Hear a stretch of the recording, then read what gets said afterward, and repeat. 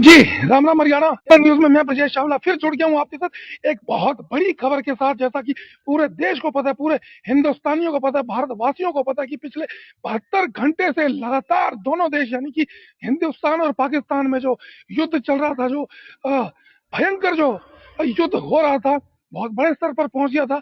यहाँ से भी मिसाइलें दागी जा रही थी, वहां से भी मिसाइलें दागी जा रही थी। लेकिन आपको बता दें, लगातार 72 घंटे के बाद अब जो है संघर्ष विराम हो गया है। सीज फायर कहा जाता है उसको। सीज फायर में संघर्ष विराम, युद्ध फिलहाल रोक दिया गया है। 5 बजे के बाद से दोनों तरफ के देशों से कहीं कोई भी फायरिंग नहीं होगी, ऐसा बड़ा ट्वीट आया है अमेरिका के राष्ट्रपति डोनाल्ड ट्रंप की तरफ से। अभी कुछ ही देर पहले एक ट्वीट आया है और उसमें लिखा गया है डोनाल्ड ट्रंप ने कि दोनों देशों ने अब से काम किया, बहुत नुकसान हुआ, उसकी सेना को बहुत नुकसान हुआ। हालांकि हिंदुस्तान के जो सैनिक हैं उन्होंने सिर्फ और सिर्फ आतंकी ठिकाने थे उनके ऊपर हमले किए थे, लेकिन पाकिस्तान ने जो है ना सिविलियंस पर हमले किए। हमारे जो बॉर्डर बने हुए वहां पर जो लोग रहते हैं, नागरिक रहते हैं, उनके ऊपर लगातार हमले किए, जिस वजह से भारत और तनाव में आ गया था और तनाव बढ़ता गया। इसी तनाव को मद्देनजर रखते हुए हमारे जो देश के हमारे प्रधानमंत्री हैं नरेंद्र मोदी, रक्षा मंत्री हैं हमारे, और अमित शाह जी गृह मंत्री, तीनों ने मिलकर और कई अधिकारियों ने मिलकर निर्णय लिया कि देशवासियों की भावनाओं को ध्यान में रखते हुए, जो कि पहलगाम हमला हुआ था, 25-26 उसमें नागरिक मारे गए, एक नेपाल का भी युवक था, है जी। और युद्ध बढ़ता चला गया, देश के जो लोग हैं उनकी भावनाएं जुड़ गई सैनिकों के साथ। अचानक हिंदुस्तान रात को हमला करता है, एयर स्ट्राइक होती है, पूरा देश खुश हो जाता है। जहां पहले लोग परेशान हो रहे, जगह जगह प्रदर्शन हो रहे, श्रद्धांजलि सभाएं हो रही थी, वहीं पर जैसे ही एयर स्ट्राइक होती है, प्रधानमंत्री नरेंद्र मोदी हमारी हिंदुस्तान की सेना को छूट दे देते हैं कि जैसा तुमने करना है वैसे करो, और लेकिन रिजल्ट चाहिए तो रिजल्ट हिंदुस्तान की सेना ने दिया। हमारे जो हिंदुस्तान के जो लोग हैं, कहीं ना कहीं उनके चेहरे पर मुस्कान आई, खुश हुए। तमाम लोगों के हमने इंटरव्यू किए थे, उन्होंने बताया कि बहुत खुशी है, लेकिन कुछ लोगों ने यह भी किया अभी तो सिर्फ 25% ही है, 75% और होगा तो हमारी छाती और चौड़ी हो जाएगी, 56 इंच का सीना हो जाएगा मोदी जी की तरह। तो फिलहाल यहाँ पर एक भूमिका जो निभाई है, जो मीडिएटर कह सकते हैं, डोनाल्ड ट्रंप बीच में आते हैं, समझाते हैं, और भी कई कंट्री है जिन्होंने समझाने की, बताने की कोशिश की। हालांकि फिर बता दें, हिंदुस्तान के जो सैनिक हैं, जो हमारे नेता हैं, जो हमारे आम नागरिक हैं, उनका दिल बड़ा कोमल है, आपको पता है। लेकिन जो पाकिस्तान है, बड़ा निर्दयी देश रहा है शुरू से। जब भी युद्ध किया तब भी मुंह की खाई है हमेशा, और हमारे हिंदुस्तानियों का पराक्रम पूरी दुनिया देख चुकी है। तो अभी तक फिलहाल आपको बता दें, संघर्ष पर विराम लग चुका है। 5 बजे के बाद, आज शाम को 5 बजे के बाद कोई गोलाबारी नहीं होगी।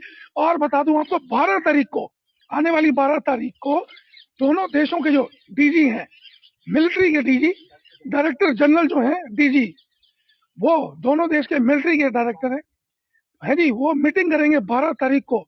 उनकी मीटिंग होगी 12 बजे, 12 तारीख को 12 बजे मीटिंग होगी। उस मीटिंग में क्या तय किया जाएगा ये आने वाला समय बताएगा।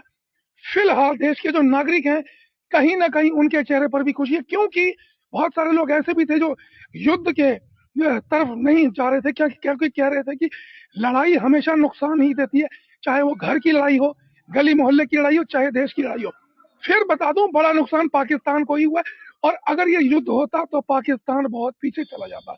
हालांकि कुछ कंट्रियों ने उनका सहयोग भी किया, लोन मांग रहे थे, पैसा मांग रहे थे, और ये भी धमकी दी, लगातार टीवी पर दिखाया जा रहा है कि कह रहे थे कि पाकिस्तान के जो नेता हैं उन्होंने कहा कि जो भी देश इंडिया का साथ देगा उसका कर्जा हम वापस नहीं करेंगे।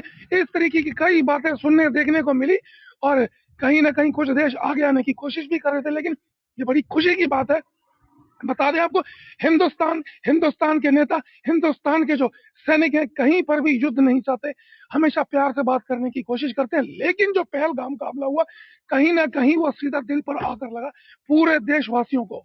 हालांकि ये क्षति है, जिनके परिवार के लोग चले गए, 25-26 लोग चले गए, 26 लोग चले गए, और एक नेपाल का नागरिक भी था वहां पर, 26 लोग चले गए। उनके परिवार पर क्या बीती होगी आप ये सोचें। और कई लोगों ने कई कई तरीके के फेसबुक पर, सोशल मीडिया पर क्या क्या डाला, आपने देखा कि हम सो रहे थे और पाकिस्तानी रो रहे थे, क्या क्या कहा। और ये भी कहा गया कि अभी तो युद्ध जो है शुरू हुआ, आगे आगे देखो होता है क्या। तो फिलहाल संघर्ष विराम, सीज फायर हो चुका है और हम जानने की कोशिश करेंगे लोगों की राय कि युद्ध रुका है ठीक हुआ या गलत। हालांकि फिर कह दूं कि हमारे देश के नागरिक नहीं चाहते कि युद्ध हो, तो ये कहीं ना कहीं देश के लिए भी अच्छी बात है क्योंकि नुकसान दोनों देशों को झेलना पड़ता। अभी पीछे आपने युद्ध देखा था, यूक्रेन का युद्ध हुआ था, कई महीनों तक चलता रहा और दोनों देशों को बहुत नुकसान हुआ। तो फिलहाल आपको बता दें, हाँ, अभी भी हालांकि यूक्रेन वाला जो युद्ध है वो अभी भी चल रहा है, कितने त्रासदी झेल रहे हैं दोनों देश, कितना नुकसान हो रहा है। लेकिन फिलहाल 72 घंटे की फायरिंग के बाद लगातार 72 घंटे अब जो है युद्ध थम गया, संघर्ष विराम हो चुका है। तो दिखाएंगे आपको कि आगे दोनों देशों की जो संधि होती है, युद्ध होता है, संघर्ष विराम तो अभी हो ही चुका है। लोगों की राय जानने की कोशिश करेंगे, जुड़े रहने के साथ फिर लाइव होंगे, दिखाएंगे शहर की तमाम खबरें। तब तक के लिए नमस्कार, जय हिंद।